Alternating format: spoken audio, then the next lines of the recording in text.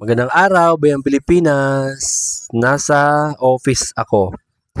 Pero ayan, kung napapansin ninyo, ang suot ko dyan ay sando lang, shorts, saka rubber shoes. So nakapang-exercise ako habang nasa office.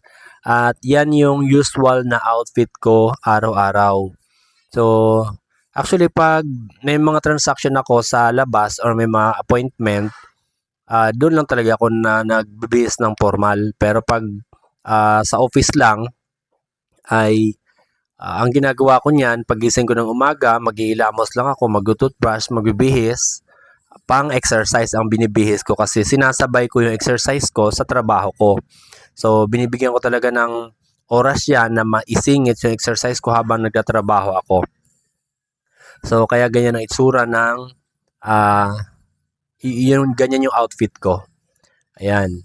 So, kahit nandyan naman din ako sa office ay nakapa-exercise pa rin ako kasi malapit lang, dito lang din kasi sa bahay yung yung office na yan.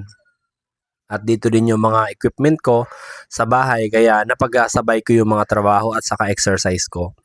Ganun kaganda yon.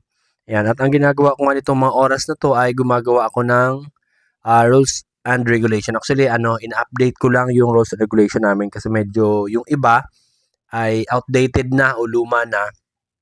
At kailangan na talagang baguhin, kailangan tanggalin yung iba at saka dagdagan na ng mga bago. At ayun, alam naman natin yan na taon-taon posibleng may magbago dun sa rules and regulation at posibleng may mga mawala. So, ganon, ayan. Importante rin na check natin yan kung yung mga rules and regulation ba natin ay naangkop pa or tama pa rin yung aplikasyon doon sa mga tauhan natin, sa mga empleyado natin kasi minsan naluluma at hindi natin may update so nagiging question or naki-question tayo ng mga empleyado natin kasi luma na tapos hindi na napapalitan pero iba yung pag nagmi-meeting, iba yung pinag-meetingan namin tapos iba yung nakasulat sa rules and regulation kaya every year ko yan ina-update, ayan pinapakita ko nga. Mahalaga yan sa mga kumpanya guys, sa mga negosyo na maraming tao kasi kami talaga dito sa MFR Trading OPC ay marami kaming tauhan. So, kung wala tayong rules and regulation, labo-labo.